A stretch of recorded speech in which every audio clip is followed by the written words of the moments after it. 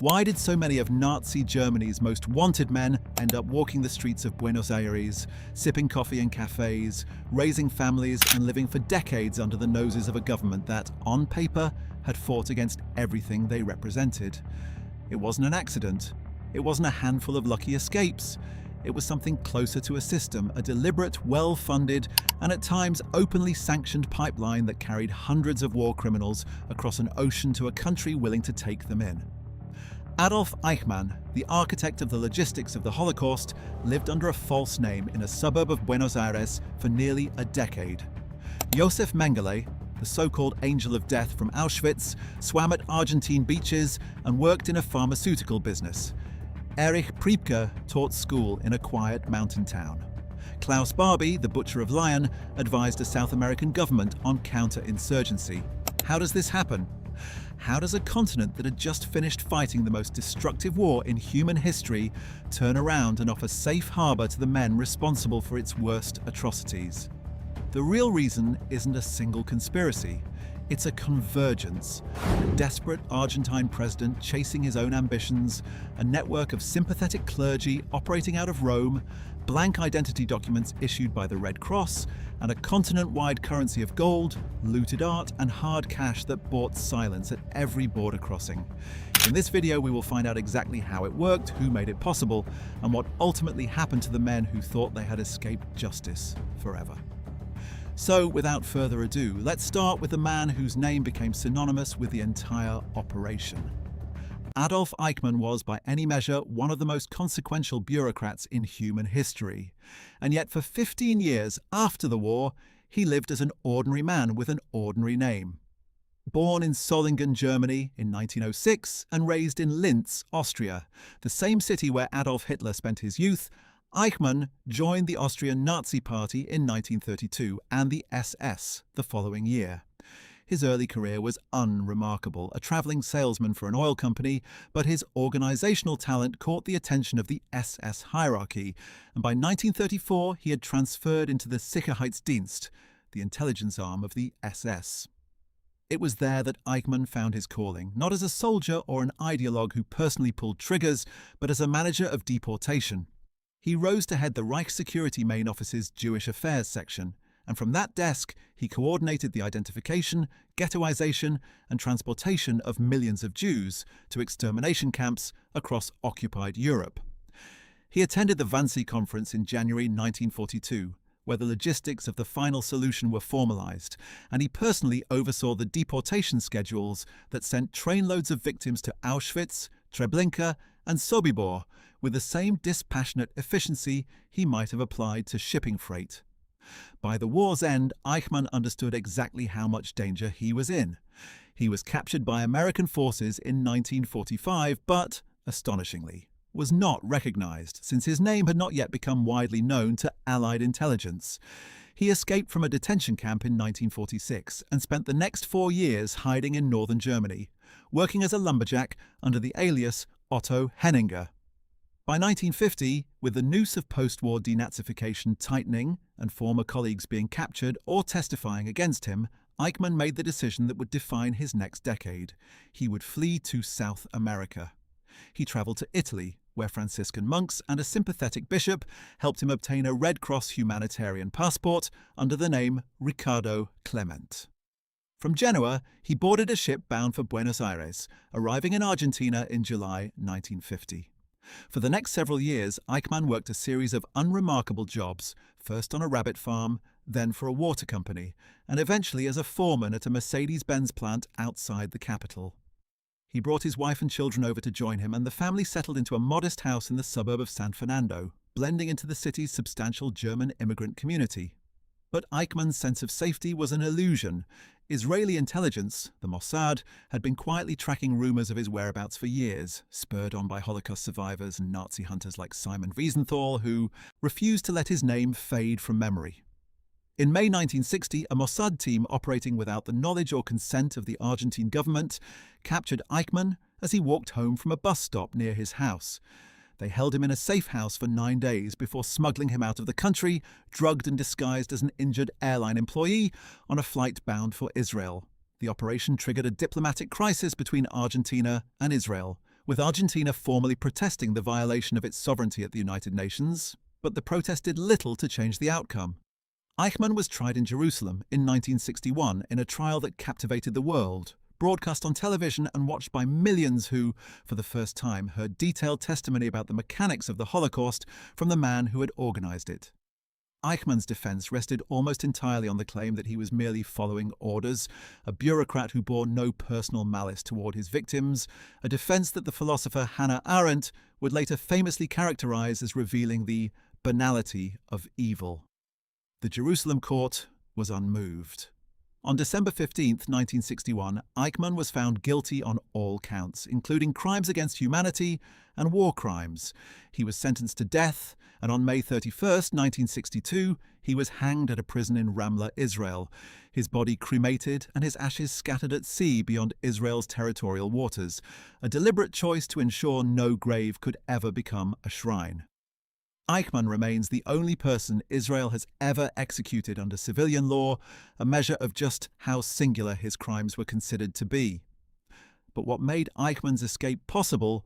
wasn't luck. It was a network, and to understand how that network functioned, we have to look at the man who became its most notorious financier and fixer, a former SS officer named Friedrich Schwend. During the war, Schwend had run Operation Bernhard, a Nazi counterfeiting scheme that produced millions of forged British pounds in an attempt to destabilize the Allied economy. When the war ended, Schwend didn't surrender his criminal instincts, he redirected them. Settling first in Italy and then in Peru, Schwend used his counterfeiting fortune to establish a smuggling operation that moved fugitive Nazis across the Atlantic, charging substantial fees for forged documents, safe passage, and introductions to sympathetic officials. Working alongside him was Carlos Fuldner, an Argentine-born former SS officer of German descent who had returned to his birth country after the war and used his dual citizenship and government connections to formalize what would become known as the Rat Line, ushering fugitives through immigration checkpoints with documents that listed false trades and clean criminal records. Fuldner didn't operate in the shadows alone. He had the backing, whether tacit or explicit, of officials within the Argentine government itself, men who saw in these fleeing Nazis a source of technical expertise, military experience, and ironclad anti-communist credentials that fit neatly into the politics of the emerging Cold War. This was the real reason the Rat Line worked as smoothly as it did. It wasn't merely about hiding criminals, it was about importing useful men, which brings us to the question of who exactly wanted them.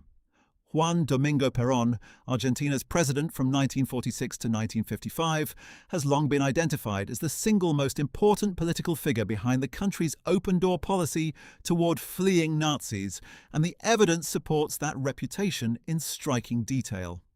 Perón had spent time in fascist Italy in the late 1930s as a military attaché, and he came away deeply impressed by the corporatist economic models and nationalist rhetoric of Mussolini's regime. When he came to power in Argentina after the war, Perón saw an opportunity. Europe was littered with skilled engineers, scientists, and military officers whose own countries now considered them criminals or pariahs, men who would have no choice but to be loyal to whatever nation offered them refuge. Perón authorized the creation of secret immigration networks specifically designed to bring these men to Argentina, issuing instructions to Argentine consulates across Europe to provide visas and travel documents with minimal scrutiny of an applicant's wartime record. He sent agents like Fuldner to Europe with mandates to recruit not just rank-and-file soldiers but specialists, rocket scientists, aircraft engineers, intelligence officers, and yes, men who had run concentration camps or organized deportations, provided they had skills Argentina considered valuable. Estimates vary, but historians believed somewhere between 300 and the low thousands of Nazi-affiliated individuals reached Argentina through this pipeline between 1946 and the early 1950s, making it by far the largest single destination for fleeing war criminals anywhere in the world. Perón's motivations were not solely cynical realpolitik either. His government had genuine ideological sympathies with elements of fascism, and his wife, Eva Perón, made a state visit to Spain and Italy in 1947, during which she met with officials sympathetic to the rat line operations, lending the highest levels of Argentine government legitimacy to what was, in essence, an international fugitive smuggling operation. None of this could have functioned without the complicity of institutions far removed from Buenos Aires, and chief among them was a network operating quietly within the Catholic Church in Rome. Bishop Alois Hudal, an Austrian-born cleric who served as rector of the Pontificio Santa Maria dell'Anima, a seminary for German-speaking priests in Rome, became one of the most active facilitators of Nazi escape routes in the entire rat line system. Hudal had been an open admirer of National Socialism before and during the war, viewing it as a bulwark against the spread of atheistic communism, and after Germany's defeat, he turned that sympathy into action. Using his ecclesiastical credentials and his relationships within the Vatican bureaucracy, Hudal helped fugitives obtain identity documents from the International Committee of the Red Cross, exploiting a humanitarian system designed to help genuine refugees and displaced persons reunite with their families. The Red Cross, overwhelmed by the sheer scale of post-war displacement and operating with limited ability to verify claims, issued passports based largely on the word of applicants and the vouching of clergy like Hudal, who would attest to a fugitive's identity under a false name with the same gravity he might use for a legitimate refugee. Eichmann's passage under the name Ricardo Clement, Mengele's escape, and dozens of other documented cases all relied on this exact mechanism. A Red Cross travel document obtained through Vatican-connected intermediaries, followed by an Argentine visa secured through Fuldner's network, followed by passage on a ship, often Italian-flagged vessels departing from Genoa, the same port that had shipped so many of Argentina's earlier waves of European immigrants. It's worth pausing here to underscore just how audacious this was. These were not forged documents smuggled through back channels alone. They were, in many cases, legitimate humanitarian travel papers issued by a respected international organization, obtained through the assistance of a sitting Catholic bishop, used to relocate men who had organized genocide. The system worked because it hid in plain sight, dressed in the language of charity and refugee assistance. Now let's turn to the man whose crimes in some ways rivaled Eichmann's for sheer horror, and whose escape followed almost the identical path. Josef Mengele was born in 1911 in the Bavarian town of Günzburg, the son of a wealthy agricultural machinery manufacturer. He earned doctorates in both anthropology and medicine before the war, and his academic credentials, combined with his enthusiasm for the racial pseudoscience that underpinned Nazi ideology, made him an ideal candidate for a posting that would make his name infamous. Assigned to Auschwitz-Birkenau in 1943, Mengele became the camp's chief selection officer, standing on the train platform as new arrivals disembarked and deciding with a flick of his finger who would be sent to forced labour and who would be marched directly to the gas chambers.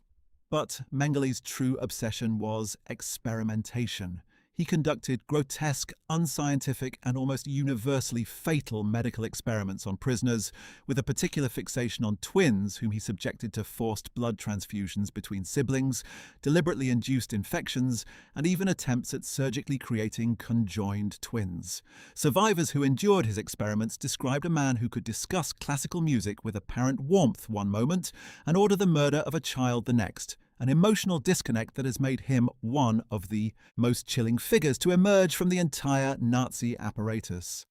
As Soviet forces approached Auschwitz in January 1945, Mengele fled westward, eventually surrendering to American forces, who, not recognizing him as a wanted war criminal, released him within weeks. He spent the next several years working as a farmhand in Bavaria under his own name, astonishingly, before the net began to tighten following the Nuremberg trials revelations about Auschwitz. In 1949, using the same rat line infrastructure that had carried Eichmann, Mengele travelled from Genoa to Buenos Aires, arriving under his real name since at that point Argentine authorities required no real subterfuge, only a willingness to look the other way.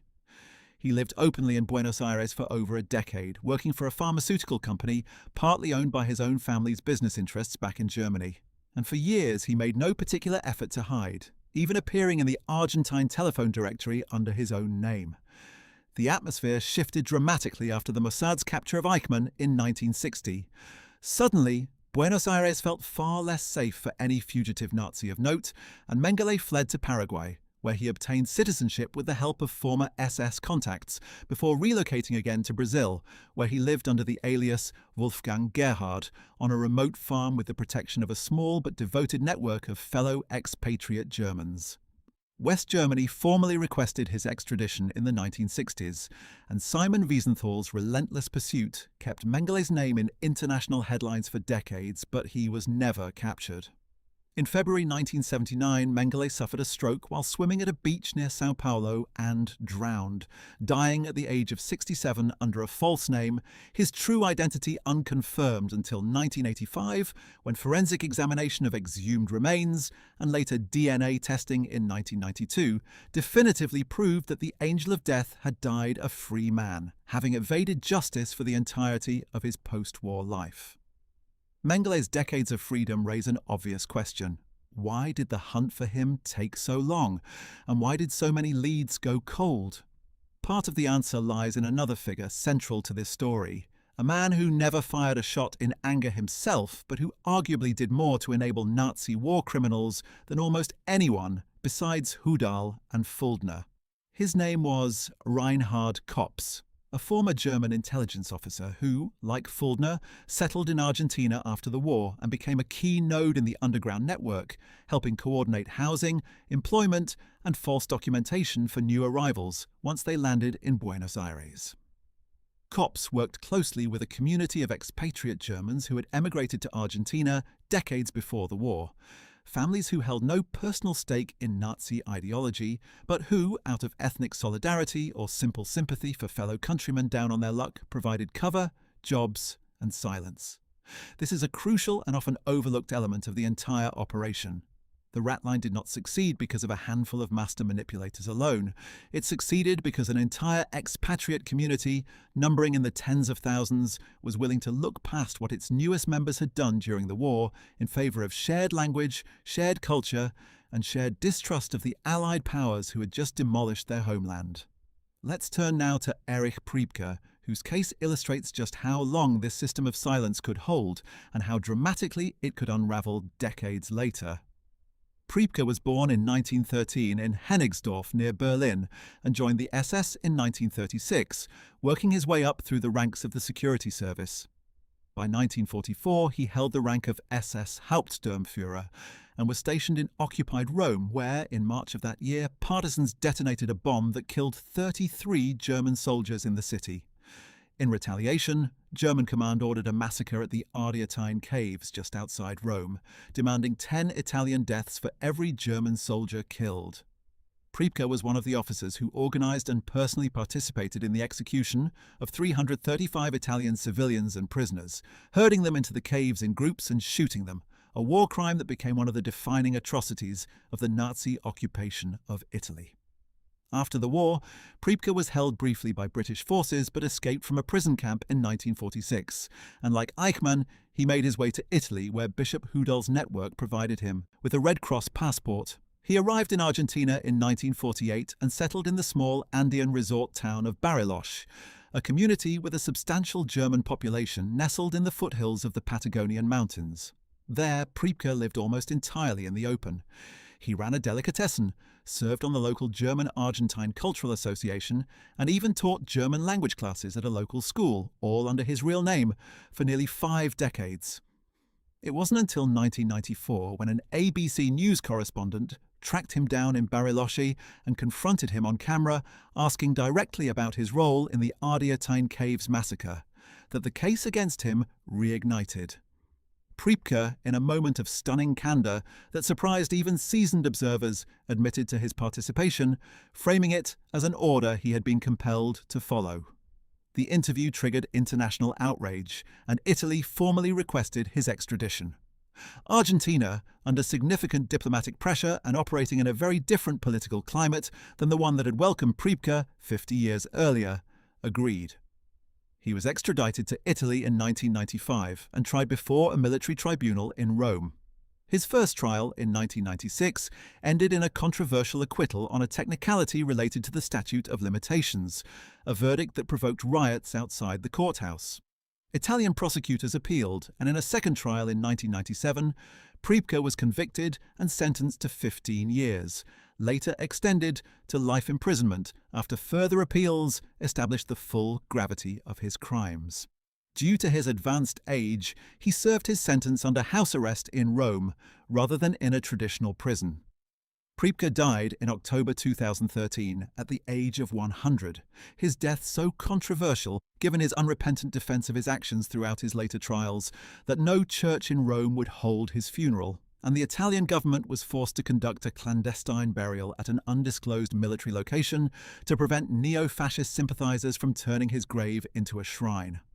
If Priebke's case shows how long the system of silence could endure, the story of Klaus Barbie demonstrates how that silence could be actively protected by the very governments that claim to oppose Nazism. Barbie, born in 1913 in Bad Godesberg, Germany, served as the head of the Gestapo in Lyon, France, from 1942 to 1944, earning the nickname the Butcher of Lyon for his personal involvement in the torture of resistance fighters, most notoriously the French resistance leader Jean Moulin, who died from injuries sustained under Barbie's interrogation. Barbie was also directly responsible for the deportation of 44 Jewish children from an orphanage in the village of Izieu to Auschwitz, where all of them were murdered, a crime that would later become the centerpiece of his eventual trial. After the war, in one of the most disturbing twists in this entire history, American intelligence services recruited Barbie as an informant, valuing his anti-communist credentials and his detailed knowledge of French resistance networks, which the United States wanted mapped as Cold War tensions with the Soviet Union intensified. When the French government later requested Barbie's extradition to face justice, American intelligence officials, fearing exposure of their relationship with him, instead helped him escape to Bolivia via the same rat line infrastructure used by Eichmann and Mengele, complete with a Red Cross passport under the alias Klaus Altmann. Barbie settled in La Paz, Bolivia in 1951, and over the following decades he became deeply embedded in the country's military and intelligence apparatus, advising successive right-wing Bolivian governments on counterinsurgency and torture techniques, and even playing a role in the 1980 Bolivian coup known as the cocaine coup, due to its ties to drug trafficking networks. It took until 1983, after decades of investigation by Nazi hunters Serge and Beta Klarsfeld and mounting political pressure following Bolivia's return to civilian democratic rule, for Barbie to finally be extradited to France. His trial in Lyon in 1987 was a watershed moment in French legal history, the first time a person had been tried in France specifically for crimes against humanity rather than ordinary war crimes, a distinction that allowed prosecutors to bypass statute of limitations concerns. Barbie was convicted and sentenced to life imprisonment. He died in a French prison in 1991 of cancer at the age of 77, having spent less than a decade actually answering for crimes he had committed more than 4 decades earlier. What's remarkable and deeply uncomfortable about Barbie's case is how it exposes a second track running parallel to the Argentine rat line. The willingness of Western intelligence agencies, not just sympathetic clergy and fascist-leaning governments, to actively shield Nazi war criminals when it served Cold War interests. This wasn't isolated to Barbie. Otto Skorzeny, the SS commando famous for rescuing Mussolini from Italian captivity in a daring 1943 glider raid, escaped post-war internment and settled primarily in Spain under Francisco Franco's protective umbrella, but he maintained extensive business and smuggling connections throughout Argentina and Latin America, reportedly working with both Mossad and Western intelligence services at various points in a murky post-war career that blurred the line between fugitive and asset.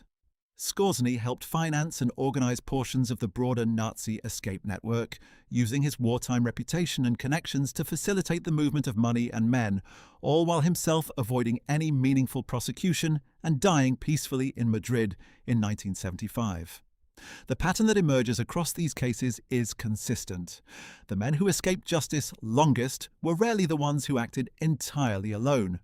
They were the ones who had something to offer, whether that was Cold War intelligence value to the Americans, counterinsurgency expertise to South American juntas, or simple political utility to a populist Argentine president eager to build a base of loyal, skilled, ideologically sympathetic immigrants who owed their freedom entirely to him. But how precisely did the money flow? Because none of this, the documents, the passages, the new identities, the bribes paid to immigration officials at the Buenos Aires docks, came free. Estimates suggest that a single passage through the rat line, including a Red Cross document, an Argentine visa, and ship passage, could cost a fugitive several $1,000s, an enormous sum in the late 1940s, equivalent to tens of thousands in today's money. Where did men who had just lost a war, fled their home country, and were living as fugitives find that kind of capital? The answer, in many documented cases, was looted wealth.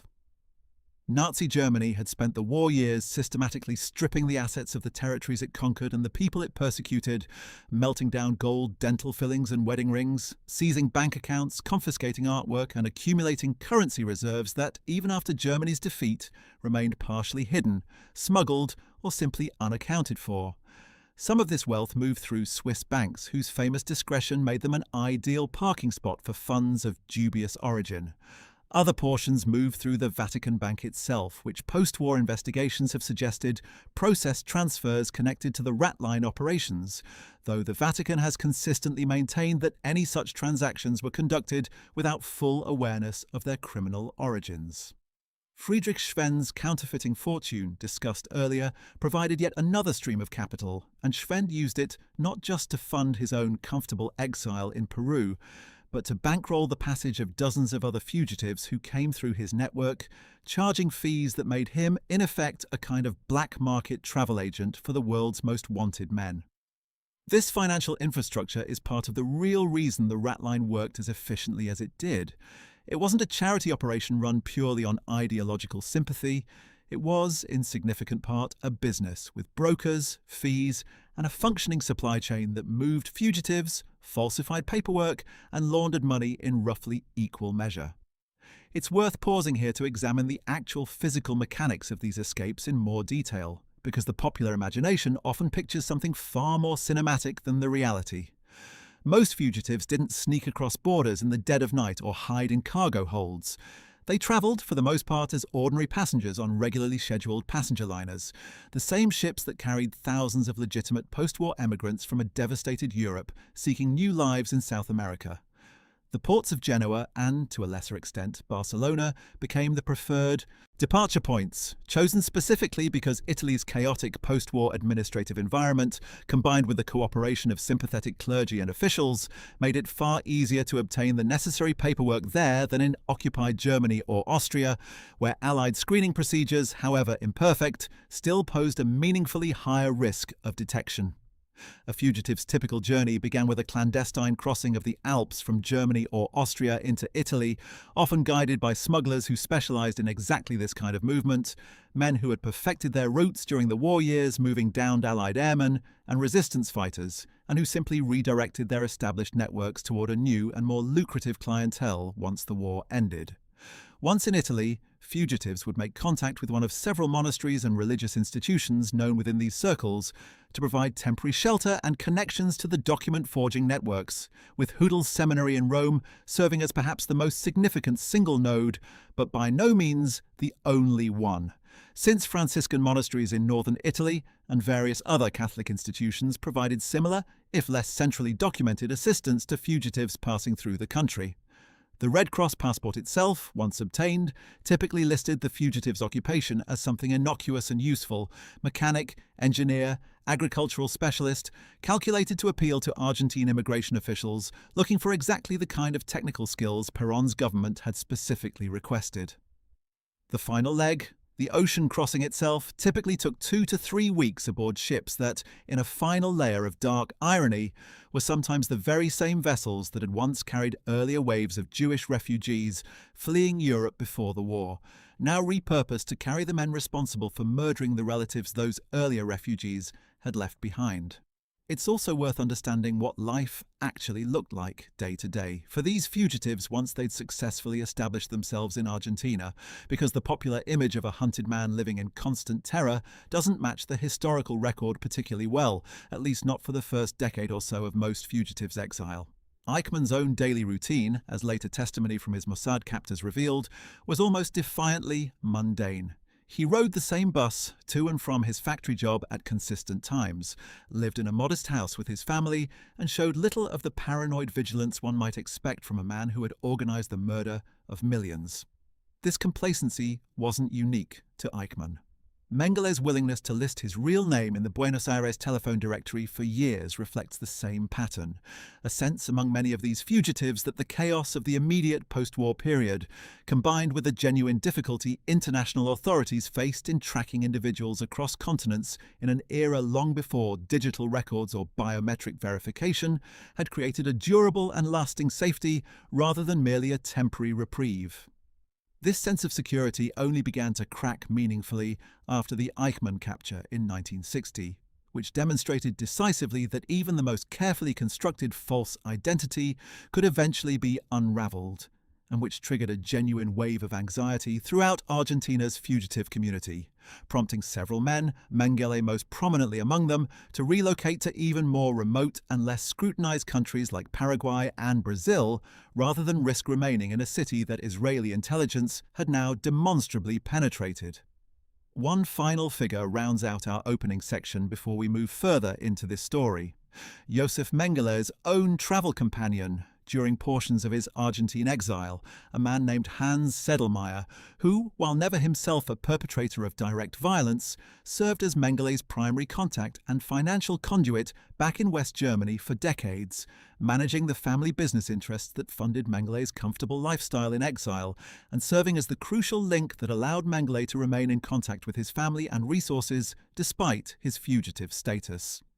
Sedlmayr travelled to South America repeatedly throughout the 1950s, 60s and 70s under his own name, carrying funds, messages and occasionally physically relocating Mengele himself when authorities began closing in on a particular hiding spot, all while facing essentially no legal jeopardy himself in West Germany, since providing material support to a fugitive, however morally compromised, fell into a much murkier legal category than direct participation in war crimes.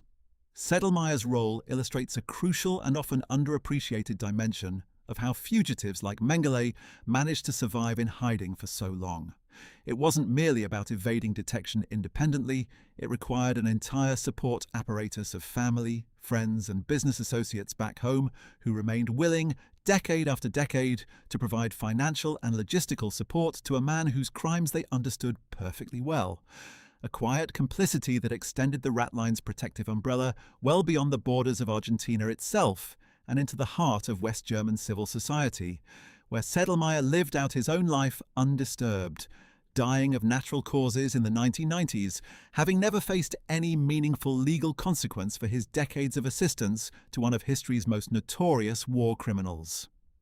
Let's turn now to a man whose escape was less famous than Eichmann's or Mengele's, but whose case offers one of the clearest windows into how the Argentine government itself directly facilitated these arrivals.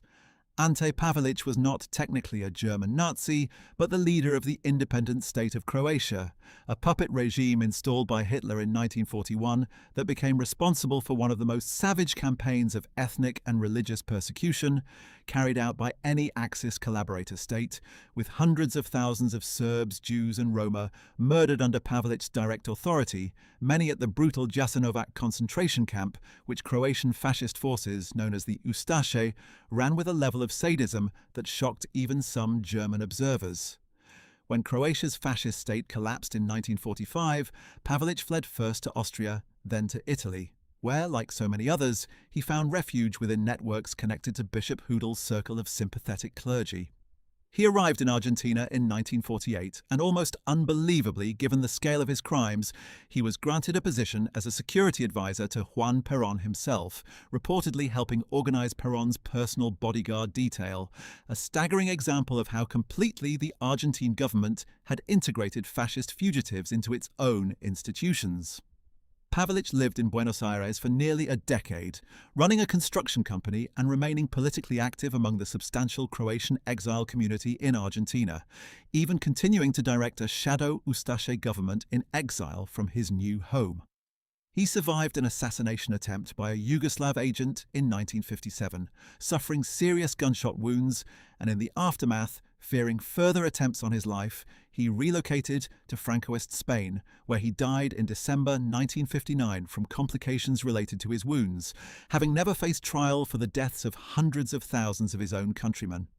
Walter Rauff offers yet another instructive case, this one centered on a particularly grim technical innovation.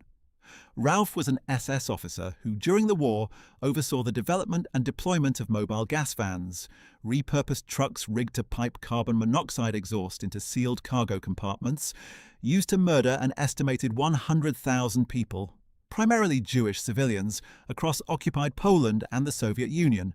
a method of mass killing that predated and in some ways prefigured the stationary gas chambers later built at extermination camps.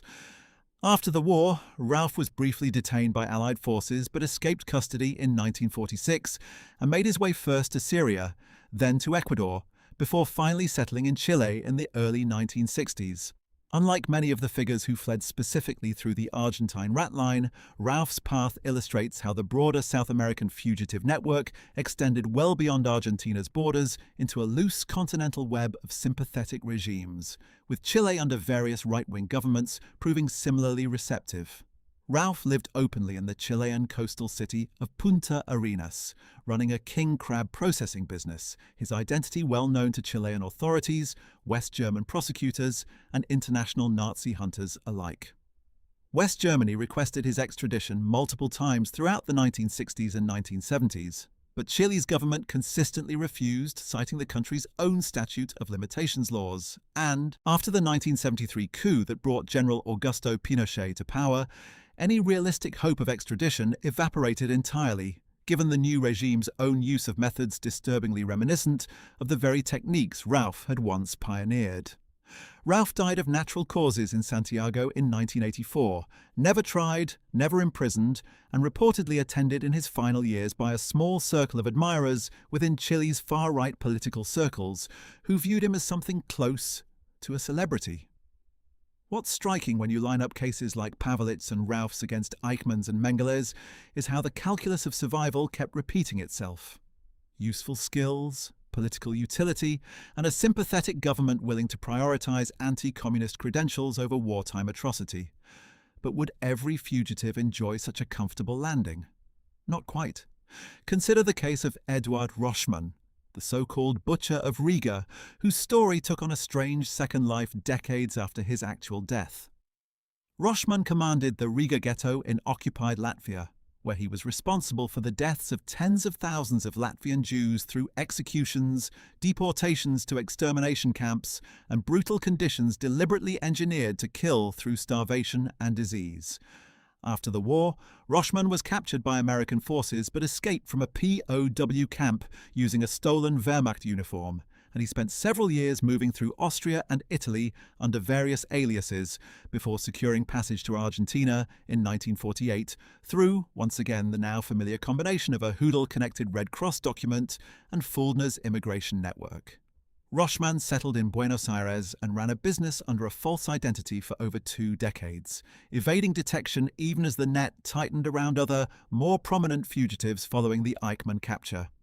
His relative anonymity finally broke down in the early 1970s when survivors and journalists pieced together his true identity, and West Germany formally requested his extradition in 1977.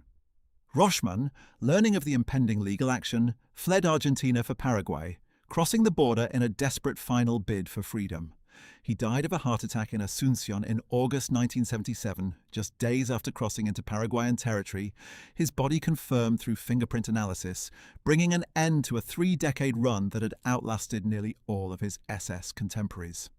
Interestingly, Roschmann's case achieved a strange kind of cultural immortality when novelist Frederick Forsyth fictionalized elements of the rat line and the hunt for Nazi war criminals in his 1972 novel The Odessa File, which introduced millions of readers around the world to the idea of a secret Nazi escape organization, even though historians have since clarified that Odessa, as a single centralized command structure, was something of a journalistic and literary simplification of what was, in reality, a far messier and more decentralized collection of overlapping networks, clergy, smugglers, and sympathetic officials rather than one unified secret society. That messiness is worth dwelling on for a moment because it gets at something important about how this whole system actually functioned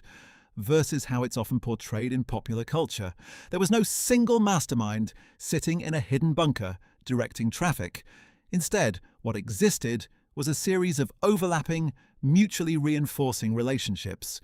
Hudal's clerical network in Rome, Fuldner's immigration contacts in Buenos Aires, Schwen's financial operation in Peru, and dozens of smaller local facilitators scattered across Italy, Spain, and South America, each operating with partial knowledge of the others, occasionally competing for the same fugitive clients, but ultimately serving the same function. This decentralization actually made the network more resilient to disruption. When Allied investigators or Nazi hunters identified and shut down one route, fugitives could often pivot to another since the underlying infrastructure, sympathetic governments willing to look the other way, clergy willing to vouch for false identities, and smugglers willing to move people and money for a fee remained largely intact, regardless of which specific individuals got caught. Let's turn to Ludolf von Alvensleben, a name less recognized today but whose career illustrates the brutal scope of crimes committed by men who ultimately found refuge in Argentina. Von Alvensleben served as Heinrich, Himmler's personal adjutant before being posted to occupied Poland, where, as the senior SS and police leader for the Danzig West Prussia region, he organized and oversaw the systematic murder of tens of thousands of Polish civilians, intellectuals, clergy, and anyone deemed a threat to German occupation in a campaign of terror designed to eliminate any potential Polish resistance leadership before it could organize.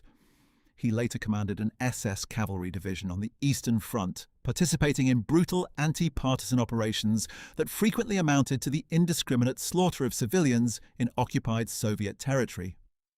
After the war, von Alvensleben avoided capture entirely, slipping through the chaos of Germany's collapse and making his way through the by now well-worn rat line infrastructure to Argentina by 1949, where he adopted the alias Carlos Luque and settled in the coastal city of Necochea. There, in an irony that captures something essential about how completely Argentina absorbed these men, von Alvensleben became a successful businessman, eventually serving as honorary German consul for the region, a position that placed a man who had organized mass murder in Poland in a position of official diplomatic respectability within his adopted country, with the tacit or explicit approval of the West German government itself, which apparently either failed to vet him properly or chose not to look too closely. He lived under his alias for over 2 decades before journalists and Polish authorities identified him in the early 1970s. Poland requested his extradition, but Argentina refused, citing its own statute of limitations laws, the same legal shield that had protected Ralph in Chile. Von Alvensleben died of natural causes in Necochea in 1970, just as the case against him was beginning to gather international attention, never having faced a courtroom for the deaths of tens of thousands of Polish civilians under his command. The pattern of statute of limitations protection deserves a closer look because it represents one of the more cynical legal tools that allowed so many of these men to die peacefully rather than face justice. Argentina, like several other Latin American nations, maintained legal frameworks under which crimes, even crimes as severe as the ones committed by these fugitives, could theoretically become unprosecutable after a certain number of years had passed, generally calculated from the date of the offence rather than the date the offender was identified or located. West Germany and other nations seeking extradition had to navigate not just diplomatic reluctance, but genuine legal obstacles, arguing in international forums that crimes against humanity, given their unprecedented scale and the deliberate concealment of perpetrators' identities, should not be subject to ordinary statutes of limitations at all. This argument eventually gained traction internationally, and West Germany formally abolished its own statute of limitations for murder, specifically to ensure Nazi war criminals could be prosecuted regardless of how many decades had passed, a legal change finalized in 1979. But Argentina's own domestic laws didn't always align with this evolving international consensus, and for years, extradition requests stalled in a legal grey zone where Argentine courts weighed competing claims about which country's statute of limitations should apply, often resulting in years or even decades of delay that worked entirely in the fugitives' favour, allowing many of them, like von Alvensleben, to simply die of old age before any court could resolve the dispute. How did public opinion within Argentina itself evolve over these decades, and why did the political winds eventually shift against the very fugitives the country had once welcomed? The answer is tied closely to Argentina's own turbulent political history. Perón was overthrown in a military coup in 1955. And while subsequent governments, both military and civilian, didn't immediately reverse his immigration policies or launch aggressive efforts to expel former Nazis, the absolute insulation these fugitives had once enjoyed gradually eroded. Argentina cycled through periods of military dictatorship and fragile democracy throughout the 1960s, 70s and 80s, and each government brought different priorities and different relationships with the international community. The most dramatic shift came after Argentina's return to civilian democratic rule. In 1983, following the collapse of the military junta responsible for the Dirty War, a period during which the junta itself had killed or disappeared an estimated 30,000 of its own citizens, using interrogation and elimination techniques disturbingly reminiscent of the very Nazi methods some of these fugitives had imported decades earlier. The democratic government that followed, eager to distance itself from the junta's abuses and to rehabilitate Argentina's international reputation, proved far more willing to cooperate with extradition requests and war crimes investigations than any of its predecessors had been. A shift that directly enabled the eventual extradition of figures like Erich Priebke in 1995, more than a decade after democracy had been restored. Let's examine Gerhard Bohner, whose case demonstrates both the reach and occasional failures of the Argentine sanctuary system. Bohner served in the T4 euthanasia program, the Nazi regime's systematic murder of disabled and mentally ill patients in German institutions, a program that served as a direct technical and ideological precursor to the later extermination camps, with many of the killing methods, including the use of carbon monoxide gas chambers, first developed and tested on T4's victims before being scaled up for the Holocaust proper. Bohner held an administrative role coordinating the bureaucratic machinery of these murders, and after the war he fled to Argentina, settling into the by now familiar pattern of false identity and quiet integration into Buenos Aires society. Bohner's case differs from most others on this list, however, because West Germany actually succeeded in securing his extradition in 1964, making him one of the relatively rare fugitives whose Argentine refuge proved only temporary. He was returned to Germany to stand trial for his role in the T4 program, though the case proceeded slowly through the West German legal system, ultimately concluding with what many observers considered a disappointingly lenient outcome given the scale of the program's death toll, which claimed an estimated 70,000 to 250,000 lives. Bohner's relatively rare successful extradition illustrates an important point. The rat line's protection, while extensive, was never absolute, and the men who avoided justice longest were typically those who combined geographic remoteness, like Ralph in Chile or Barbie in Bolivia, with ongoing political or intelligence utility to their host governments, rather than relying on Argentina's protection alone. What about the rocket scientists and engineers Perón specifically recruited? The men whose value lay not in ideological loyalty but in raw technical skill. This brings us to a slightly different category of post-war fugitive, men whose crimes, while real, often took a back seat in the historical record to their technical contributions, illustrating yet another layer of the real reason Argentina opened its doors so wide.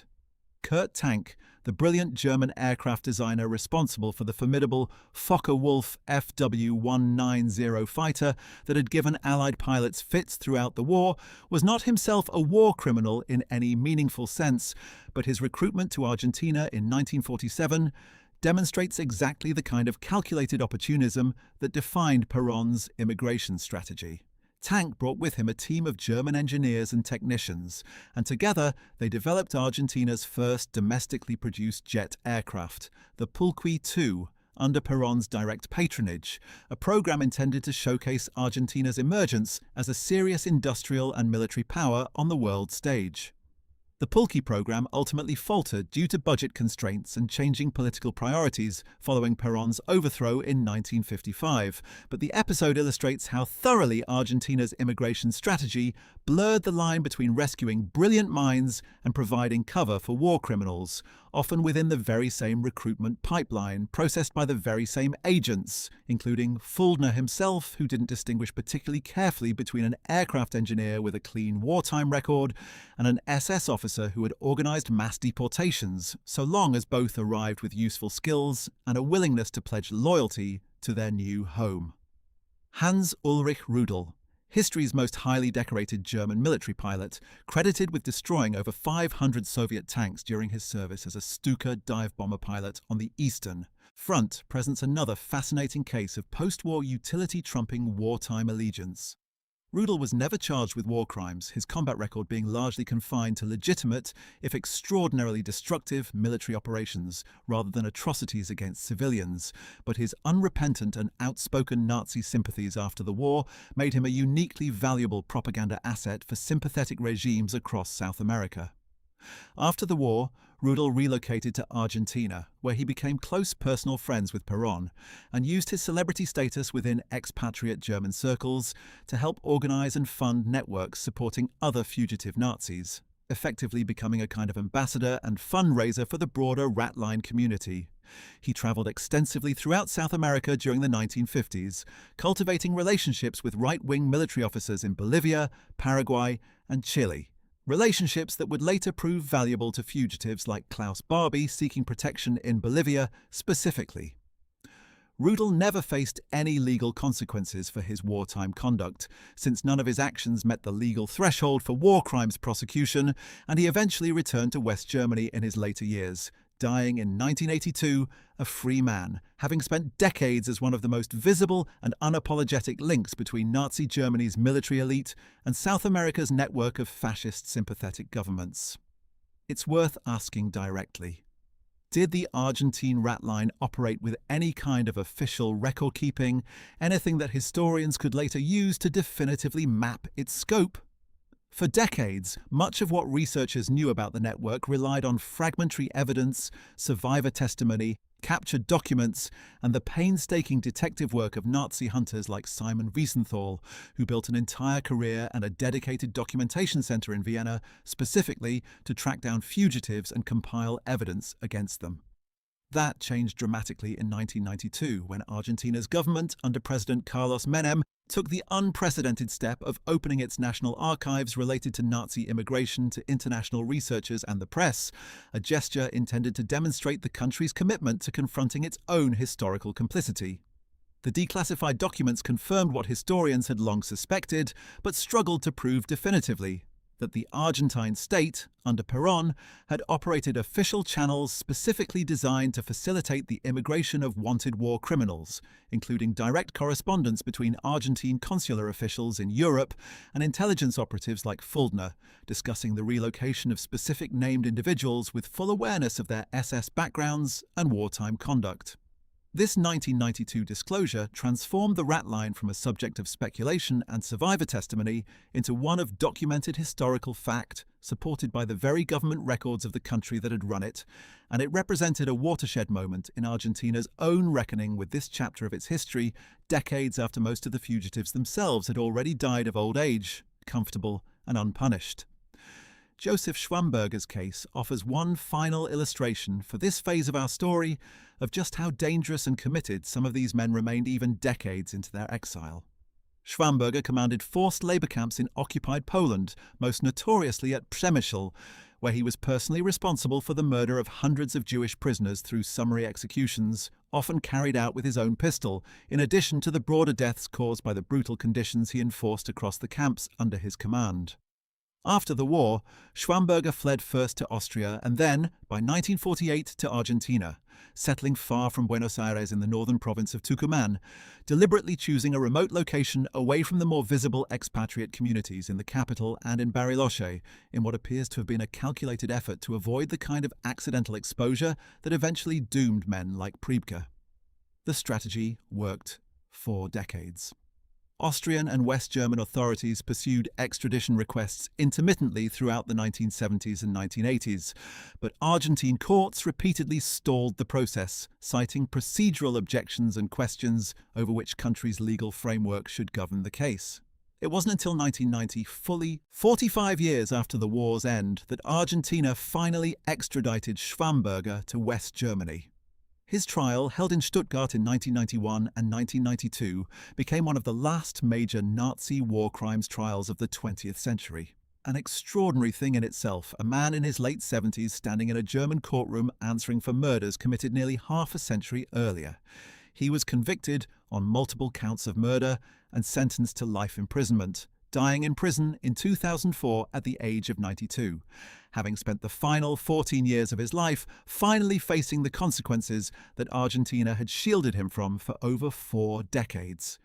There's also the case of Heinrich Müller, the head of the Gestapo itself, whose ultimate fate remains one of the genuine unsolved mysteries connected to this broader story, and whose possible South American connection illustrates just how much uncertainty still surrounds the full scope of the rat line's reach. Müller, who reported directly to Heinrich Himmler and personally signed off on countless deportation orders that fed the machinery of the Holocaust, was last confirmed seen in Hitler's Berlin bunker in the final days of April 1945. And despite extensive post-war investigation, his ultimate fate has never been conclusively established. Some historians believe he died in the chaotic final battle for Berlin, his remains never properly identified amid the city's devastation.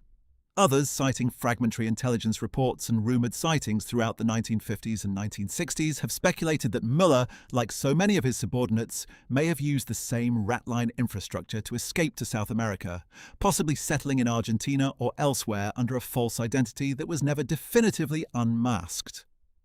The CIA itself maintained an active file on Müller for decades, reflecting genuine institutional uncertainty about whether one of the Holocaust's most senior architects had escaped entirely undetected, a possibility that, however unconfirmed, underscores just how incomplete our knowledge of the rat line's full membership likely remains even today, 8 decades after the war's end, with some historians believing that several significant war criminals may have lived and died in South America under aliases that were never connected to their true identities, their crimes effectively unrecorded in the historical reckoning this video has attempted to document. Let's also discuss the role played by Argentine immigration officials at the working level, the men who actually stamped passports and processed visa applications at ports of entry, because their individual decisions, multiplied across thousands of cases, were what ultimately made the entire system function on a day-to-day basis.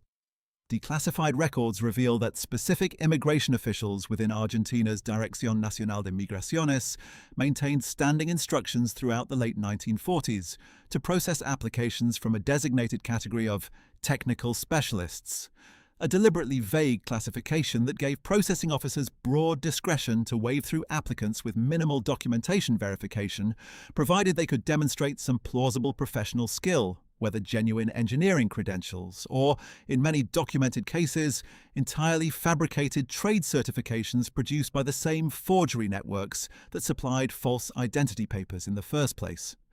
This bureaucratic mechanism, mundane as it sounds, was in many ways more important to the rat line's overall success than any single dramatic escape story, because it represented the institutionalized, repeatable process that allowed hundreds of individual cases to move through Argentina's immigration system without triggering the kind of individualized scrutiny that might have exposed false identities or wartime backgrounds, turning what could have been a series of risky, one-off smuggling operations into something closer to routine administrative processing. There's one more dimension of the financial story worth exploring before we move forward: the role played by Argentine banks and financial institutions themselves in receiving and managing the wealth these fugitives brought with them. While much of the looted gold and currency moved through Swiss intermediaries before ever reaching South America, Argentine banks, particularly those with strong ties to the German Argentine business community, proved willing to accept large cash deposits from new arrivals with comparatively little scrutiny of the fund's origins, a practice that allowed men like Eichmann's associates and business partners to establish themselves financially with starting capital that, had its true source been investigated, would have raised immediate and serious questions. This financial absorption capacity mattered enormously because a fugitive who arrived in Buenos Aires with nothing more than the clothes on his back and a false identity card faced a far more precarious existence than one who could draw on hidden reserves to establish a business, purchase property, or simply maintain a comfortable lifestyle while keeping a low profile.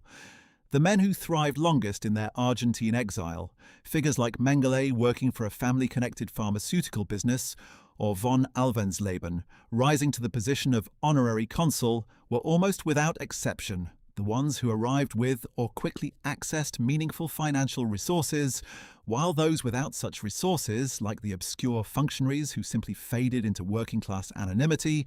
generally left a far thinner historical record precisely because their unremarkable economic circumstances drew no particular attention from investigators decades later.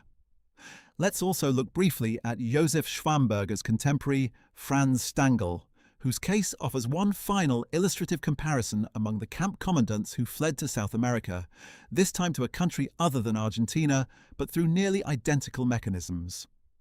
Stangl served as commandant first of the Sobibor extermination camp and later of Treblinka, two of the deadliest killing centres in the entire Nazi system, where, under his direct administrative command, hundreds of thousands of Jews were murdered in gas chambers within months of the camp's establishment, a horrifying efficiency that earned Stangl promotion and commendation from his superiors, even as it made him personally responsible for one of the highest individual death tolls of any single Nazi official who survived the war. After Germany's defeat, Stangl was interned by American forces but, in a pattern that should by now feel familiar, escaped custody in 1948 and made his way through Italy using Bishop Hoodel's now well-documented network, obtaining a Red Cross passport and securing passage first to Syria and then, in 1951, to Brazil, where he lived under his own name for over a decade, working at a Volkswagen factory in Sao Paulo with no particular effort at concealment. Simon Wiesenthal's persistent investigative work finally tracked Stangl down in 1967, and Brazil, after a period of legal wrangling, extradited him to West Germany in 1967, fully 2 decades after his crimes. His trial in Dusseldorf in 1970 produced a conviction on charges related to the deaths of approximately 900,000 people at Treblinka alone, and he was sentenced to life imprisonment. In an interview with journalist Gitta Serini shortly before his death, conducted over many hours and later published as one of the most psychologically penetrating accounts of a Holocaust perpetrator's own self-justification, Stangl finally admitted a measure of guilt, though even then he continued to frame his actions as a product of circumstance and survival instinct, rather than genuine moral failure. He died of heart failure in his prison cell in 1971, just hours after completing his final interview with Serini, having lived the final months of his life finally, if incompletely, grappling with the magnitude of what he had done. Let's also consider, briefly, the role of forged documentation specialists who operated specifically within Argentina itself, distinct from the European end of the network handled by figures like Hoodel and Schwend. A skilled forger working out of Buenos Aires could produce a complete set of Argentine identity papers, birth certificates, and even fabricated employment histories within days, services that allowed fugitives who had already entered the country to further obscure their tracks by establishing entirely new, locally generated identities that left no paper trail connecting back to their European arrival under a different name. This local forgery infrastructure proved particularly valuable for fugitives like Roschmann and Mengele, who, after the Eichmann capture sent shockwaves through the expatriate community, sought to further insulate themselves by effectively starting over with brand new identities, rather than relying solely on the original documentation that had carried them across the Atlantic, demonstrating that the rat line wasn't simply a one-time service ending upon arrival in Argentina, but an ongoing capability that fugitives could and did draw upon repeatedly throughout their years in exile, whenever circumstances demanded a fresh layer of concealment. By now, a pattern should be emerging clearly.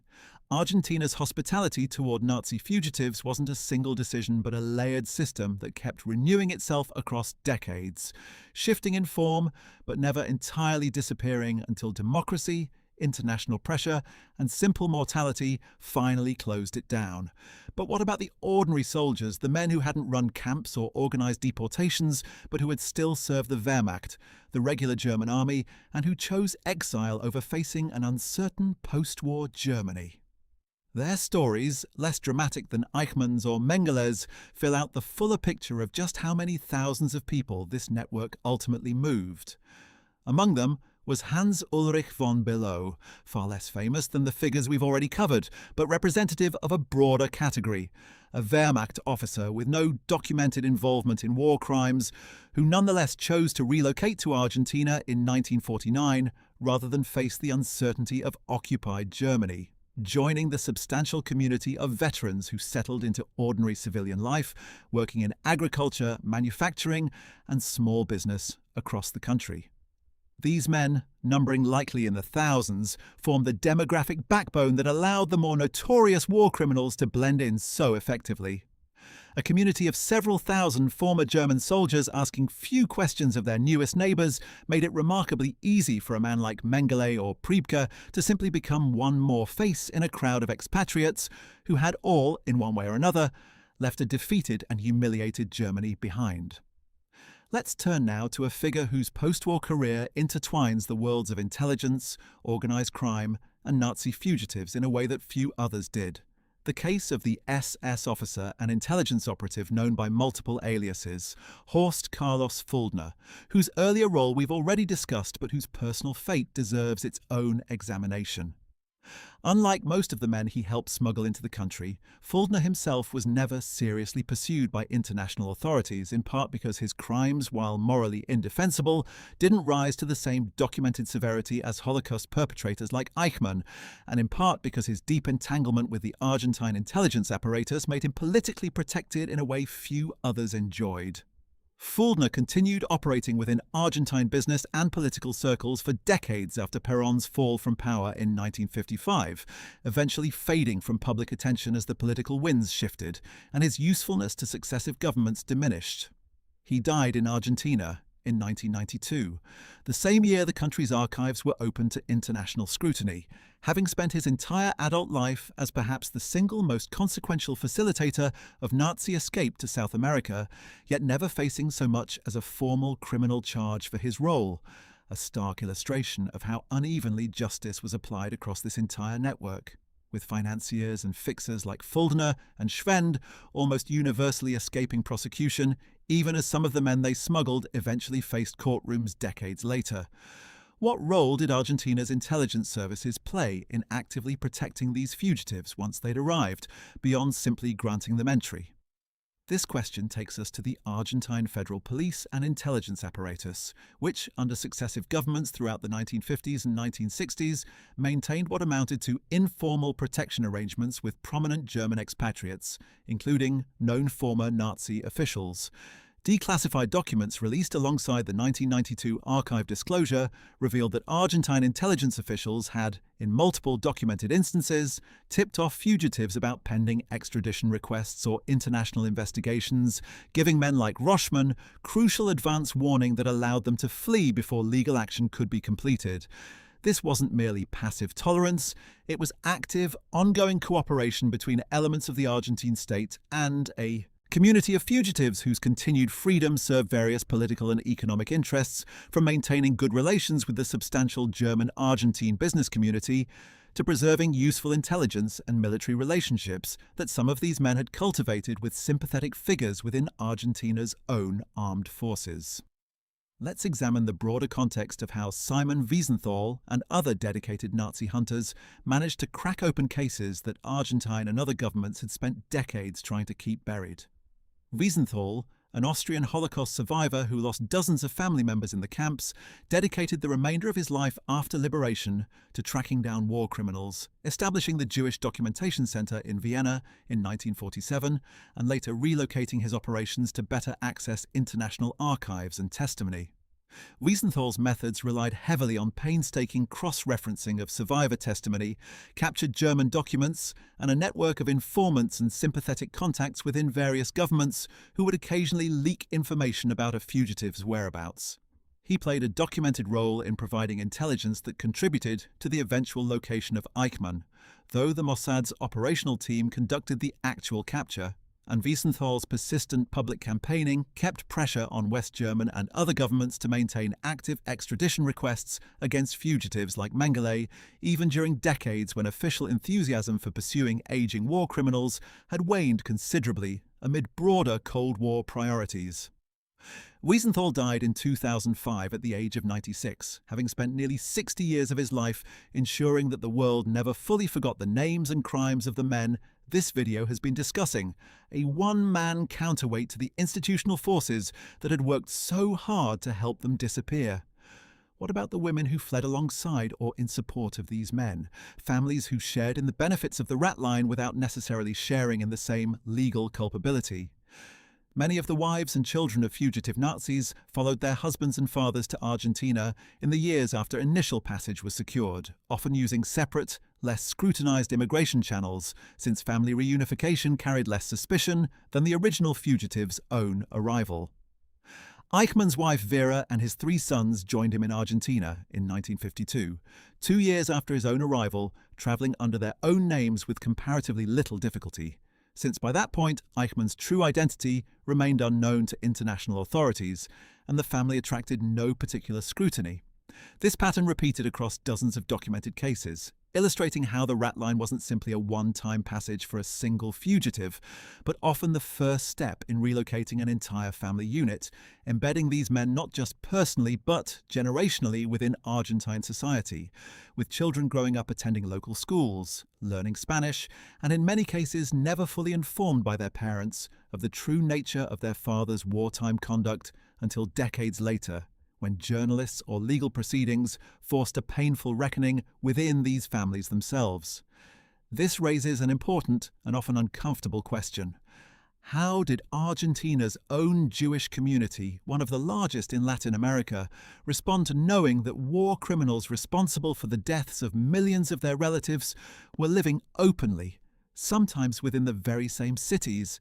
as fellow citizens? Argentina's Jewish population, numbering in the hundreds of thousands and concentrated heavily in Buenos Aires, had largely arrived through earlier waves of immigration in the late 19th and early 20th centuries, fleeing pogroms and persecution in Russia and Eastern Europe. The community's relationship with the Argentine state grew increasingly fraught throughout the Perón years and beyond, as Jewish organizations within the country quietly gathered intelligence on fugitive Nazis and, in several documented instances, passed information directly to Israeli intelligence services, providing crucial groundwork that contributed to operations like the eventual capture of Eichmann.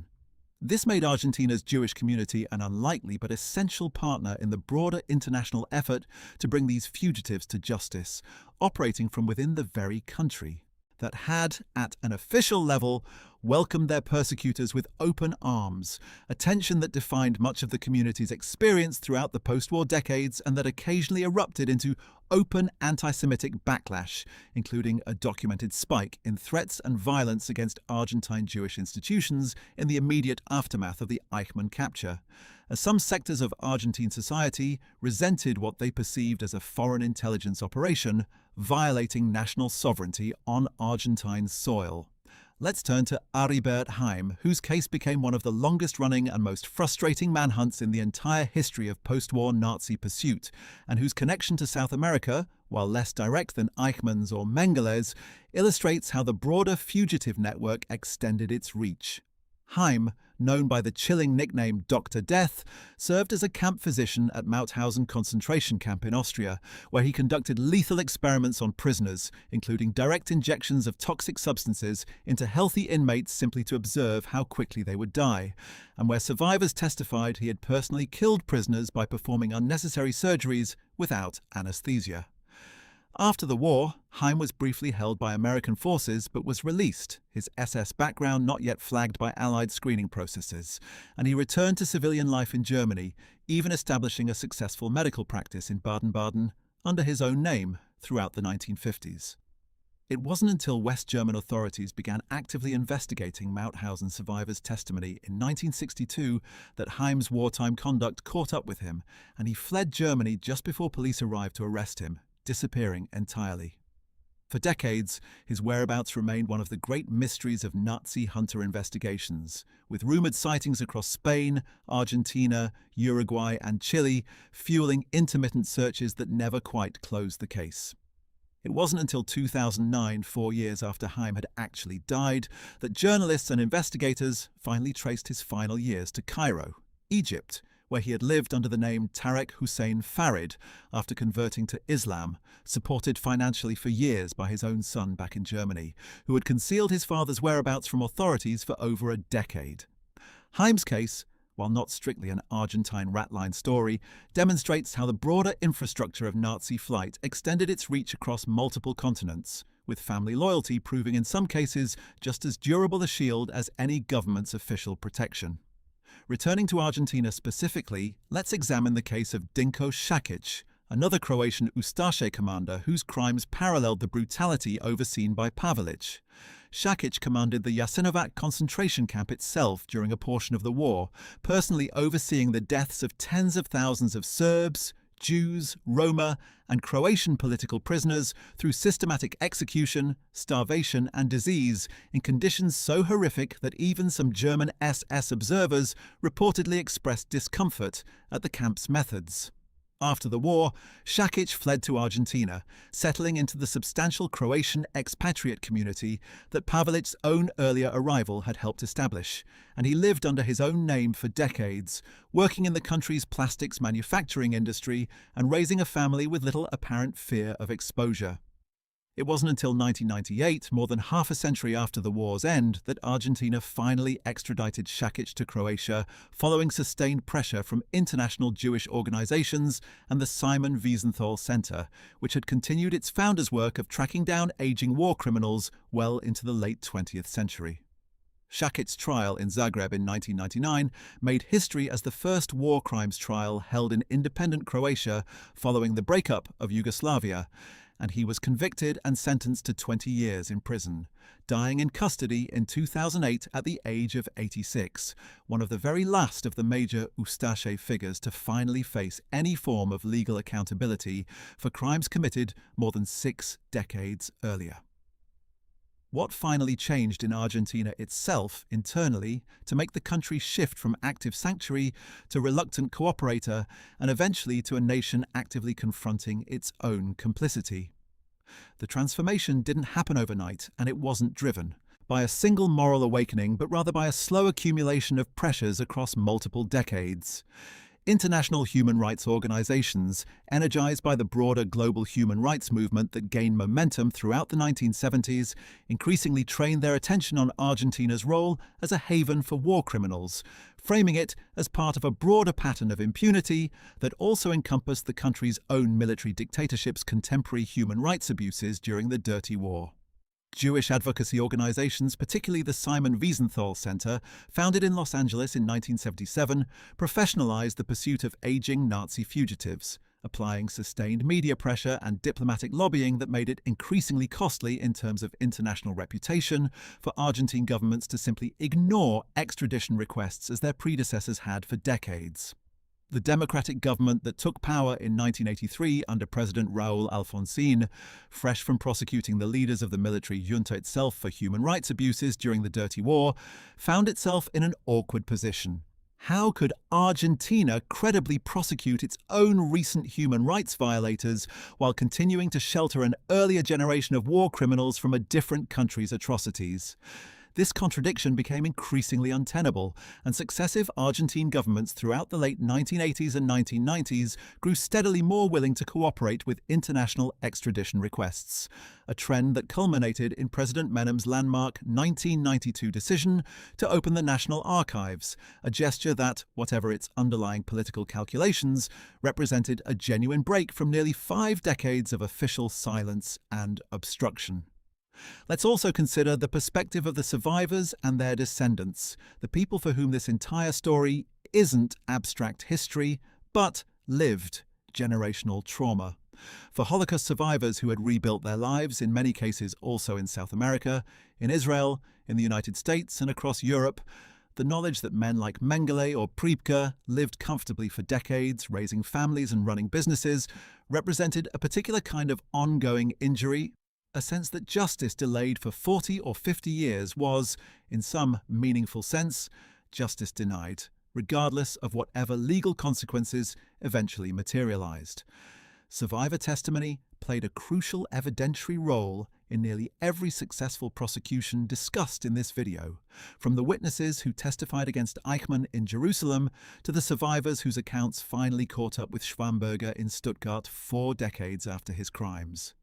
These survivors, many already elderly themselves by the time trials finally occurred, travelled enormous distances and relived their most traumatic memories in open court, often facing hostile cross-examination from defense attorneys who continued, even in the 1990s, to employ the same just following orders defense that Eichmann's own lawyers had used decades earlier, a defense international law had by then thoroughly and repeatedly rejected, yet one that defendants and their counsel kept attempting regardless, as if hoping a different courtroom might finally accept what every previous tribunal had refused. How does this entire chapter of history compare to the experience of other countries that also took in fleeing Nazis? And why does Argentina occupy such a uniquely prominent place in the popular imagination when it comes to post-war fugitive sanctuary? Brazil, Paraguay, Bolivia, Chile, and even the United States all hosted significant numbers of former Nazi officials, scientists, and collaborators in the years following the war, sometimes through official channels like the American Operation Paperclip program, which deliberately recruited German rocket scientists and engineers, most famously Wernher von Braun, whose wartime use of slave labor at the Mittelwerk facility producing V-2 rockets remained largely unexamined, as the United States prioritized his technical contributions to the emerging Cold War space race over any reckoning with his wartime conduct. But Argentina's case stands apart for several reasons. The sheer scale of arrivals, likely numbering in the low thousands when accounting for both prominent war criminals and ordinary Wehrmacht veterans, the documented traceable involvement of the head of state himself in actively recruiting fugitives, and the unusually long survival and visibility of so many of its most notorious arrivals, with men like Priebke living essentially in plain sight for nearly 50 years before facing any consequences.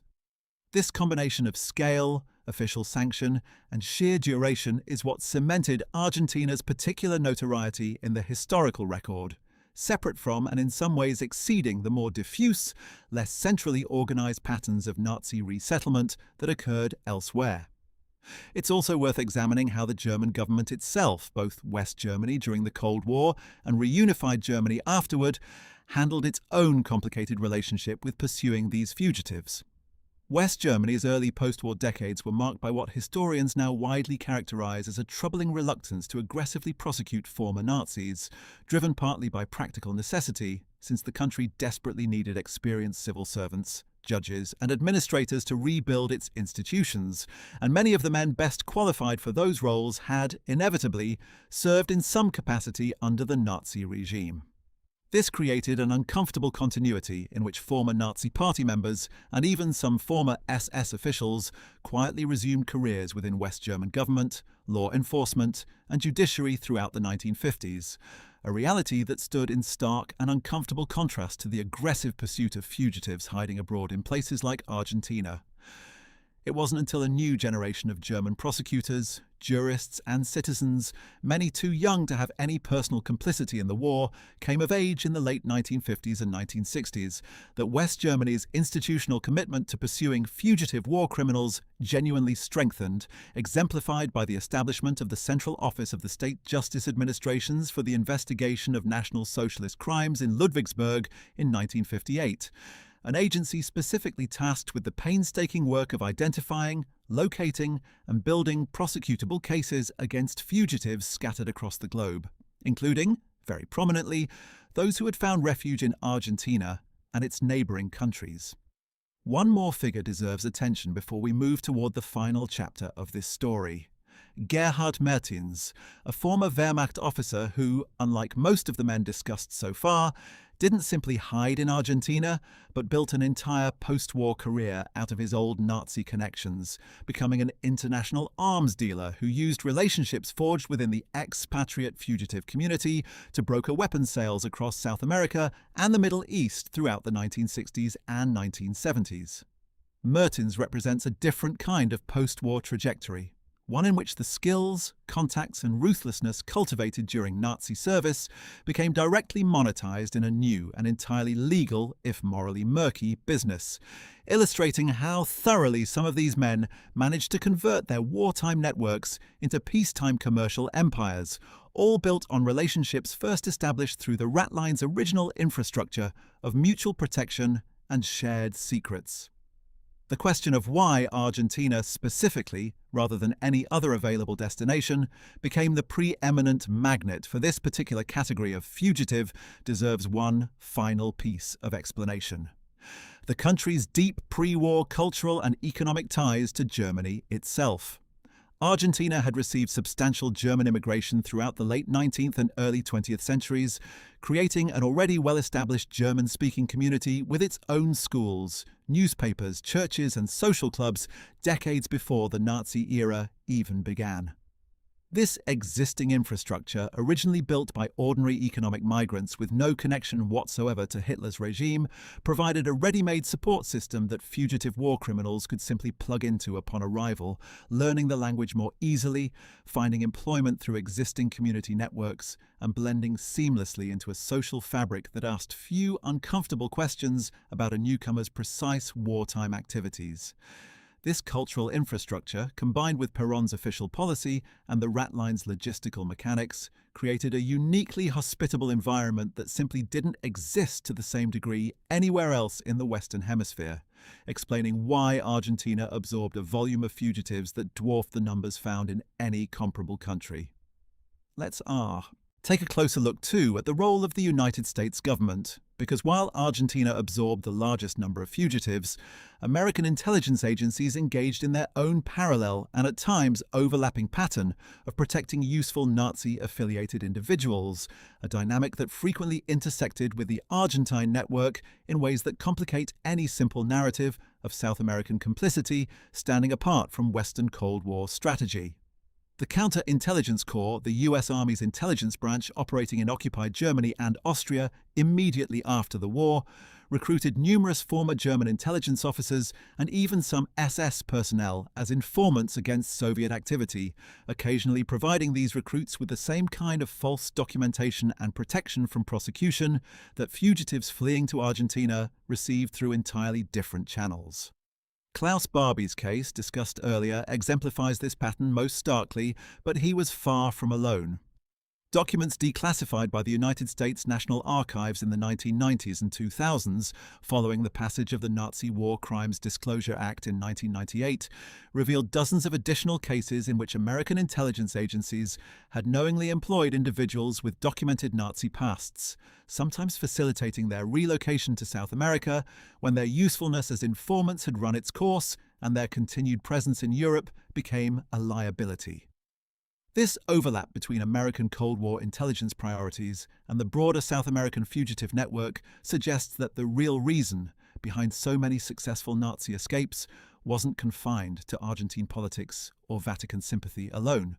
but reflected a much wider pattern across the entire Western Alliance, in which the urgent priorities of an emerging global conflict with the Soviet Union repeatedly trumped the moral imperative to hold individual war criminals accountable, regardless of which specific government or agency happened to be doing the protecting in any given case. It's also worth considering how Israel's own approach to pursuing these fugitives evolved over time, moving beyond the singular, headline-grabbing Eichmann operation into a more sustained, if quieter, pattern of intelligence gathering and occasional direct action.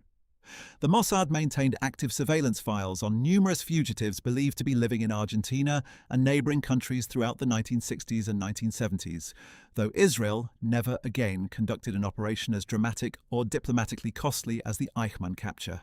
having learned from the considerable backlash that operation generated, including formal protests at the United Nations and lasting damage to Argentine-Israeli relations that took years to fully repair.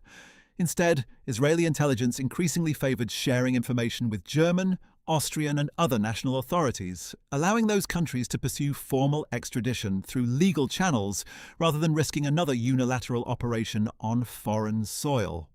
This shift reflected a broader maturation in how the international community approached Nazi hunting more generally, moving away from dramatic, legally questionable snatch operations toward the slower, more methodical work of building extraditable legal cases, gathering survivor testimony, and applying sustained diplomatic pressure, the same toolkit that eventually brought men like Priebke, Barbie, and Shakic to formal justice decades after their crimes, even if that toolkit could never fully compensate for the decades of freedom these men had already enjoyed by the time it finally caught up with them.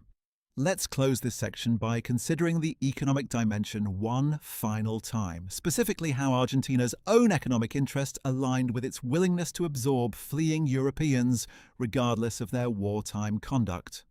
Argentina emerged from World War II in a uniquely advantageous economic position compared to war-ravaged Europe, having maintained official neutrality for most of the conflict while exporting enormous quantities of beef, grain, and other agricultural products to combatant nations on both sides, accumulating substantial gold and foreign currency reserves in the process. Perón, upon taking power in 1946, inherited this relatively strong economic position and sought to leverage it into rapid industrialization, a goal that required exactly the kind of technical expertise, engineering talent, and skilled labor that post-war Europe, in its devastated state, had in surplus, and that fleeing Nazi-affiliated specialists were uniquely positioned to provide. This economic calculus, perhaps even more than ideological sympathy, explains why Perón's government proved willing to overlook the wartime conduct of so many arriving immigrants. Argentina needed builders, engineers, and skilled administrators to fuel its industrial ambitions, and the moral compromises required to recruit those skills from among Europe's fleeing fascists apparently struck Perón's government as an acceptable price for the economic and military development it sought to achieve. One final case worth examining before we move to the concluding section of this video is that of Edward Roschmann's earlier associate within the Riga Ghetto administration, an SS officer named Friedrich Jeckeln, whose case, while he himself never reached Argentina, illustrates the broader command structure within which men like Roschmann operated and helps contextualize just how systematic the killing apparatus in the occupied Baltic states truly was. Jeckeln served as the higher SS and police leader for the region encompassing Latvia, Lithuania, and Estonia, and he personally organized and oversaw the Rumbula massacre of November and December 1941, in which over 25,000 Jews from the Riga ghetto were marched to a forest outside the city and shot over the course of 2 days, one of the single largest mass shooting operations of the entire Holocaust. Unlike Roschmann, Jeckeln never escaped Europe at all. He was captured by Soviet forces in 1945 and tried by a Soviet military tribunal in Riga itself, just steps from where his crimes had been committed, and he was publicly hanged in February 1946 before a crowd of thousands of Latvian citizens, one of the rare instances in this entire history where justice was swift, public, and delivered in the very place where the crimes occurred, a stark contrast to the decades-long delays that characterized so many of the cases connected to the Argentine rat line. Jeckeln's relatively rapid execution stands as a useful counterpoint throughout this video's broader narrative, demonstrating that not every perpetrator found escape routes available, and that capture by Soviet rather than Western Allied forces often meant a dramatically different and dramatically faster reckoning, since Soviet authorities operated with neither the bureaucratic caution nor the Cold War strategic calculations that so often slowed or entirely prevented Western prosecution of similarly culpable men who happened to fall into American, British, or eventually Argentine hands instead. This contrast between Soviet and Western handling of captured war criminals deserves a bit more attention, because it represents yet another thread in understanding why the rat line functioned as effectively as it did specifically for men who ended up in American, British, or French custody, or who evaded capture entirely during the war's chaotic final weeks. Soviet military tribunals operating in the immediate aftermath of the war's end in Eastern Europe generally moved with remarkable speed, often executing captured German officials, particularly those connected to atrocities committed on Soviet or Soviet-administered territory, within months of capture, reflecting both genuinely held revolutionary justice and the absence of the kind of due process protections, appeals mechanisms, and diplomatic considerations that slowed Western judicial proceedings considerably. This meant that the men whose crimes were committed primarily on the Eastern Front and who fell into Soviet hands faced dramatically reduced odds of ever reaching the kind of extended legal limbo that characterized cases like Rochman's or Schwamberger's, simply because Soviet justice didn't extend the same lengthy appeals processes, did not generally recognize claims regarding statutes of limitations in the same way, and held no diplomatic incentive whatsoever to extend leniency or delay toward men the Soviet state viewed as having committed crimes against Soviet citizens and Soviet territory. The men who successfully reached Argentina were, almost without exception, men who had either operated primarily in Western or Mediterranean theaters, where American and British forces eventually administered occupation, or men who had specifically managed to evade Soviet capture. During the war's final chaotic weeks, by deliberately surrendering to Western forces instead, a calculated decision that many SS and Wehrmacht officers made specifically because they understood correctly that American and British custody offered a dramatically higher probability of eventual escape, lenient treatment, or simply the kind of bureaucratic delay that the Ratlines architects could exploit to engineer an escape before any meaningful legal proceeding could conclude. Let's also briefly examine the case of Gustav Wagner, Stangel's own deputy commandant at Sobibor, whose post-war fate followed an almost parallel trajectory through Brazil, rather than Argentina, illustrating once more how thoroughly interconnected the various South American fugitive communities actually were, despite their formal national separations. Wagner, known among Sobibor survivors for his particular sadism, personally beat and murdered prisoners with his own hands on a near-daily basis according to multiple survivor accounts. And his reputation within the camp was, if anything, even more feared than Stangel's own. Wagner escaped to Brazil via the same rat-line infrastructure in 1950 and settled near São Paulo, eventually living openly under his real name in the same general region as his former commanding officer, the two men reportedly maintaining contact for years as fellow members of Brazil's small community of fugitive SS officers. Unlike Stangl, however, Wagner was never successfully extradited, despite West Germany, Israel, Austria and Poland all formally requesting his extradition following his identification by Nazi hunters in the mid-1970s.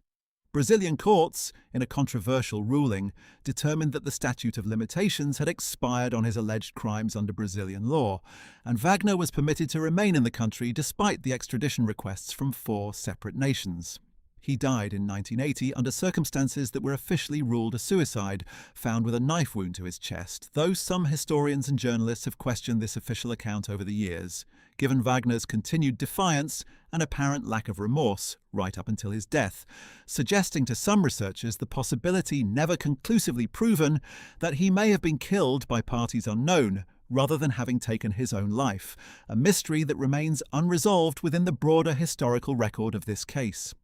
Finally, before we move into our concluding section, it's worth noting the role played by the broader international press in eventually breaking through the silence that protected so many of these fugitives for so long. Investigative journalists, often working independently of official Nazi hunting organizations and sometimes risking real personal danger in pursuit of their stories, played a decisive role in several of the cases discussed throughout this video, from the ABC News correspondent who confronted Priebke directly in Bariloche to the various reporters whose dogged pursuit of leads in Argentina's German-language press and expatriate social circles gradually built the public pressure that made political inaction increasingly untenable for Argentine governments throughout the 1980s and 1990s. This journalistic dimension matters because it represents one of the few mechanisms of accountability that operated entirely outside formal government or legal channels, relying instead on public exposure and the basic power of shame to accomplish what diplomatic extradition requests alone often could not. A reminder that in cases where institutional justice moves too slowly or not at all, the simple act of publicly naming and confronting a guilty party can still, even decades later, force a reckoning that might otherwise never have come. As we move toward the final chapter of this story, let's examine how the legal and historical reckoning ultimately played out, and what lessons, if any, the world drew from 5 decades of fugitive sanctuary. By the early 2000s, the overwhelming majority of fugitives who had fled to Argentina through the rat line had either died of natural causes, been extradited and tried, or simply faded into such obscurity that pursuing them further served little practical purpose given their advanced age and the diminishing pool of surviving witnesses. The last major Argentine extradition case, Šakić's removal to Croatia in 1998, effectively marked the symbolic close of this chapter, though scattered investigations and occasional new revelations continued to surface for years afterward, as historians and journalists combed through declassified archives looking for names that had somehow escaped earlier scrutiny entirely. What broader historical lessons does the Argentine rat line offer beyond the individual stories of the men who used it? Perhaps the most uncomfortable lesson is just how thin the line proved to be between official complicity and individual moral failure. This wasn't a story of a handful of rogue clergy or corrupt immigration officials acting alone. It was a story that implicated a head of state, a respected international humanitarian organization, elements of the Catholic Church hierarchy, and ultimately the intelligence services of multiple Western nations who, for their own Cold War reasons, found it convenient to look away from or even actively assist the relocation of men whose crimes they understood perfectly well. The Red Cross, to its credit, eventually conducted its own internal review of its role in the rat line, acknowledging in later decades that its post-war passport program had been systematically exploited, and pledging reforms to prevent similar abuse of humanitarian documentation in future crises, though the acknowledgement came many decades after the damage, in the form of the comfortable, unpunished decades enjoyed by men like Eichmann and Mengele had already been done. It's worth returning in this final stretch to the question of just how many fugitives passed through this system, because the scale itself is part of what makes this story so significant.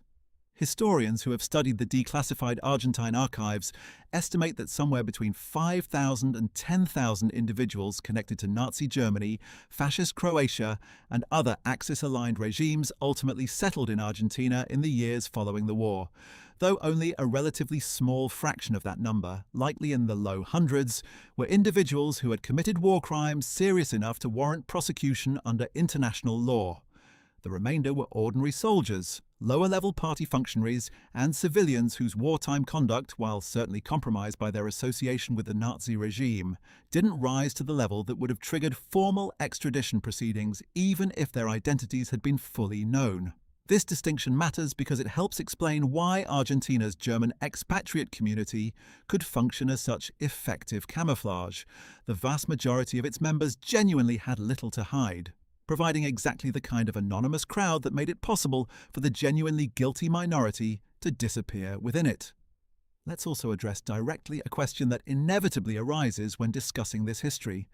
Did any of these men ever express genuine remorse for what they had done? Or did most go to their graves defiant? The historical record is overwhelmingly weighted toward the latter. Eichmann, even facing his own execution, never offered anything resembling genuine contrition, instead maintaining throughout his trial that he had simply been a cog in a vast bureaucratic machine, a framing that Hannah Arendt's analysis would forever associate with the unsettling concept of evil committed not by monsters but by unremarkable men following orders without independent moral judgment.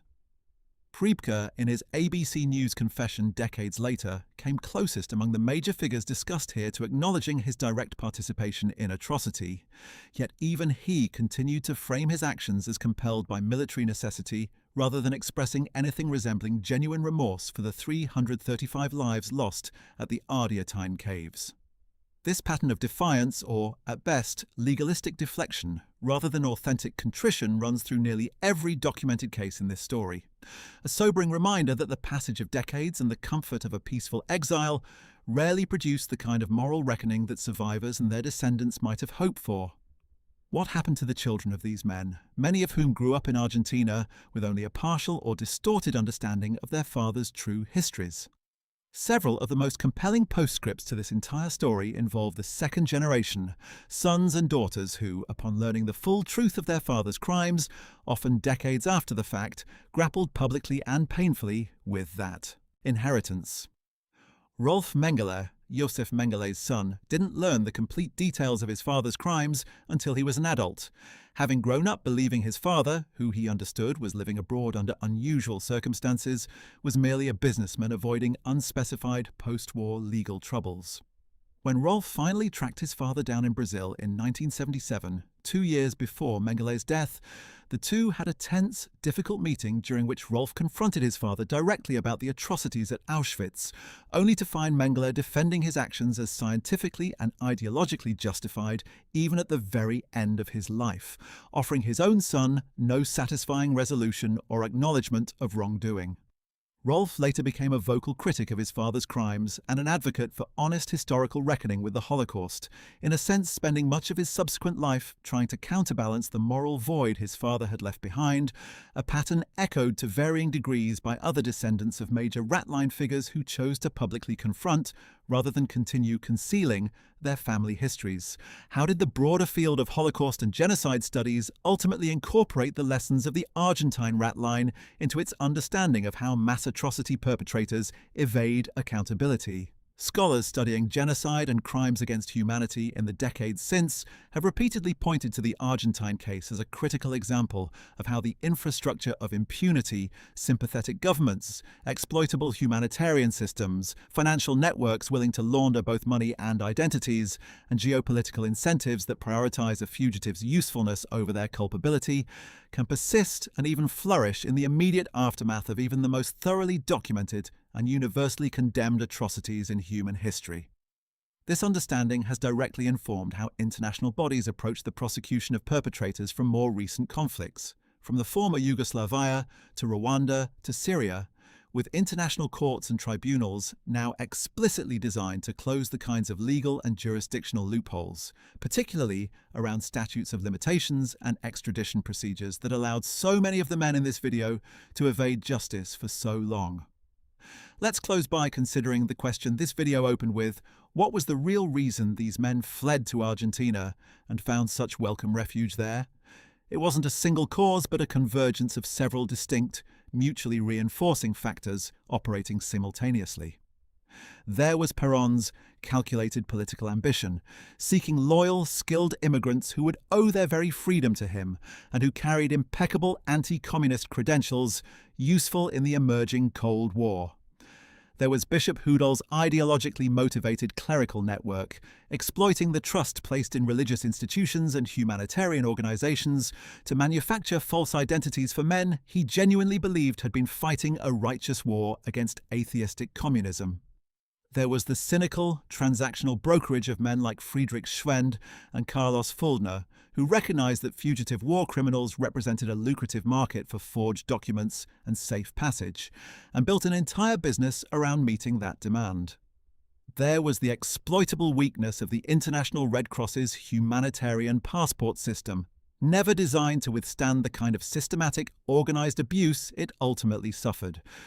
There was the pre-existing German expatriate community in Argentina, providing camouflage and cultural cover that made successful integration almost effortless for men determined to disappear. And there was the broader complicity, sometimes active, sometimes merely indifferent, of Western intelligence services, who occasionally found more value in protecting a useful anti-communist asset than in delivering a war criminal to justice. None of these factors alone would have produced the scale of sanctuary that Argentina ultimately provided. It was their combination, operating across more than a decade and reinforced by official Argentine government policy at the very highest level, that turned a single South American nation into the world's most significant haven for the architects and executors of the Holocaust and its associated atrocities.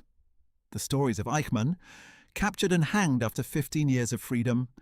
Mengele, who died, swimming and free, his crimes unanswered for to his last breath; Priebke, exposed by a television camera after nearly 50 years and finally imprisoned at the age of 82; Barbie, betrayed by the very intelligence services that had once protected him, and finally facing a French courtroom after 36 years, and dozens of others whose names rarely made international headlines, but whose individual crimes against humanity were every bit as real, together form one of history's starkest illustrations of how justice, when it relies entirely on the goodwill of nations and individuals, can be delayed, diverted, and in far too many cases, denied altogether.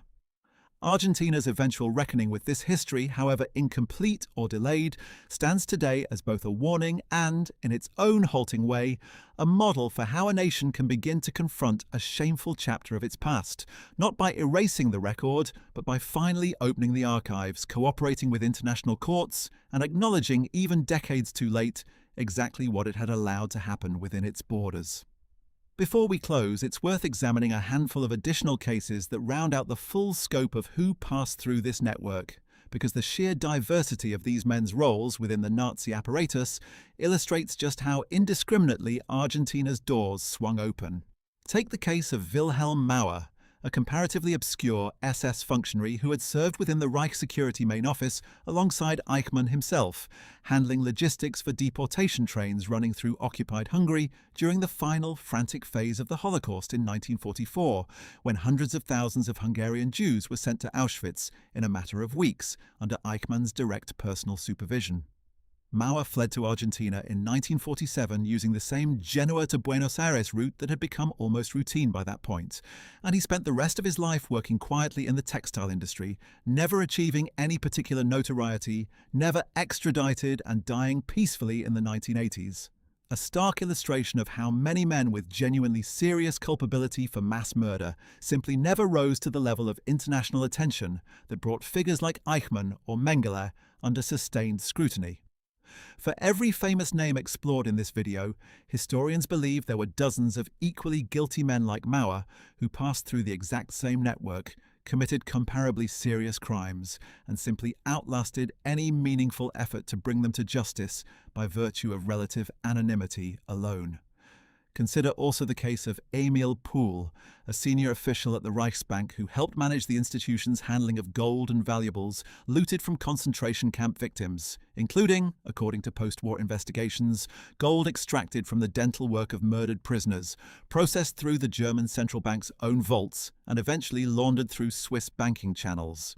Pohl was actually tried and convicted at the so-called Ministry's Trial, one of the lesser-known subsequent Nuremberg proceedings held in 1949, receiving a relatively light 5-year sentence that reflected the diminishing political appetite for aggressive prosecution as the original Nuremberg trials gave way to Cold War priorities. Though Pohl himself didn't flee to Argentina, his case is instructive because the financial infrastructure he helped build, the laundering of looted gold and currency through Swiss and other discrete banking channels, was precisely the same infrastructure that later financed portions of the Rat Line's own operations, demonstrating how thoroughly intertwined the financial crimes of the Nazi regime's final years were with the escape networks that protected its perpetrators afterward. Let's also revisit, with the benefit of everything we've now covered, the question of accountability at the institutional level, rather than just the individual level. The Vatican's role remains to this day one of the most contested aspects of this entire history. Official Vatican statements have consistently maintained that Pope Pius XII and the broader church hierarchy had no formal awareness of or sanction for Bishop Hoodel's activities, characterizing his assistance to fugitive Nazis as the unauthorized actions of a single rogue cleric operating outside official church policy. Historians remain divided on how fully to credit this defense, given Hoodel's prominent position within Rome's ecclesiastical structure and the scale of his documented activities, which would have been difficult to conceal entirely from his superiors over a period of several years. The International Committee of the Red Cross, for its part, has been somewhat more forthcoming in acknowledging institutional failure, with internal reviews conducted in later decades concluding that the organization's wartime and immediate post-war passport issuance procedures contained serious verification gaps that were, in retrospect, easily and systematically exploited by exactly the kind of organized fugitive network this video has documented. These institutional reckonings, however partial or delayed, matter because they shift the historical narrative away from a simple story of individual evasion and toward a more troubling recognition that entire systems, designed with genuinely humanitarian intentions, can be captured and weaponized by bad actors operating with patience, resources, and a sympathetic political environment. Finally, let's address how this history continues to resonate in the present day, more than 80 years after the war's end. Argentina today maintains active cooperation agreements with international Holocaust documentation organizations, and its government has periodically issued formal apologies and statements of regret regarding its post-war immigration policies under Perón, a marked contrast to the official silence and obstruction that characterized the country's posture for the first 4 decades after the war. The descendants of survivors and the descendants of perpetrators alike continue to grapple publicly with this history through documentaries, academic research, and continued archival investigation that occasionally still turns up new names and new details even now. The story of the Argentine rat line stands as one of the most thoroughly documented examples in modern history of how impunity for mass atrocity can be manufactured, sustained, and only very slowly, very incompletely dismantled, a sobering case study that historians, legal scholars, and human rights advocates continue to study closely as the world confronts new mass atrocities and asks again and again whether the perpetrators of today's crimes against humanity will find their own version of the rat line, or whether the hard lessons of Eichmann, Mengele, Priebke, Barbie, and all the others documented in this video have finally made such organized impunity a thing of the past. There's one last thread worth pulling on before we close: the way popular culture has shaped and at times distorted public understanding of this entire history. Films, novels, and television documentaries have repeatedly returned to the Argentine rat line as source material, from Frederick Forsyth's Odessa File to numerous documentary treatments of the Eichmann capture, and these portrayals have done real work in keeping public awareness of this history alive across generations who have no personal connection to the war itself. But they've also, in some cases, simplified a genuinely complex institutional failure into a more digestible story of individual villains and individual heroes, obscuring the uncomfortable reality that this wasn't primarily a story of secret agents and dramatic chases, but rather one of mundane, bureaucratic complicity. Stamped visa applications, vouching letters from clergy, and routine banking transactions, the unglamorous machinery through which institutional failure at scale actually operates. Understanding this distinction matters because the lesson of the Argentine rat line isn't really about the cleverness of individual fugitives evading capture. It's about how readily entire systems, immigration bureaucracies, humanitarian organizations, financial institutions, and intelligence services can be quietly repurposed to shield perpetrators of history's worst crimes when the right combination of political will, financial incentive, and institutional indifference aligns. A lesson with implications that extend well beyond this particular chapter of the 20th century and into how the world continues to grapple with accountability for atrocity today. It's worth closing this investigative thread with one more figure who illustrates the geographic spread of this network beyond Argentina's borders alone: Walter Kutschmann, an SS officer responsible for the murder of hundreds of Jews in the Polish town of Drohobycz, including the killing of acclaimed Polish Jewish writer and artist Bruno Schulz, shot in the street in 1942 in what historians have since characterized as a deliberate act of cruelty connected to a personal rivalry between 2 SS officers rather than any operational necessity. Kutschmann fled to Argentina in 1948 through the established network and lived for decades under the alias Pedro Ricardo Olmo, working as a traveling salesman and raising a family with no apparent fear of detection, embodying yet again the pattern of comfortable, undisturbed exile that defined so many of these cases. West Germany formally requested his extradition multiple times beginning in the 1970s. But Argentine courts, employing the same statute of limitations arguments that had protected von Alvensleben and so many others, repeatedly declined to act. Kutschmann died of natural causes in Buenos Aires in 1986. His case never resolved. His victims' families never granted the small measure of closure that even an unsuccessful trial might have provided. A final, almost anticlimactic illustration of just how many of these stories end, not with dramatic capture or courtroom reckoning, but with the quiet, undisturbed death of an old man in his own bed, having outlasted every government, every prosecutor, and every survivor who might have once hoped to see him answer for what he had done. It's worth adding one final reflection on why this particular history continues to matter so urgently today, beyond simple historical curiosity. Every few years, new investigative work or newly declassified documents surface fresh details about this network, individuals previously unidentified, financial transactions previously undocumented, diplomatic correspondence previously sealed, suggesting that even after more than 8 decades of research, our understanding of exactly how many men escaped and exactly how they managed it remains incomplete. Genealogists and historians working with Argentina's immigration records continue even now to cross-reference passenger manifests, naturalization papers and parish records in an effort to identify fugitives who may have entirely escaped the historical record. Their false identities so thoroughly constructed and so quietly maintained that they died generations ago now, without anyone outside their immediate families ever learning the truth of who they had once been and what they had once done.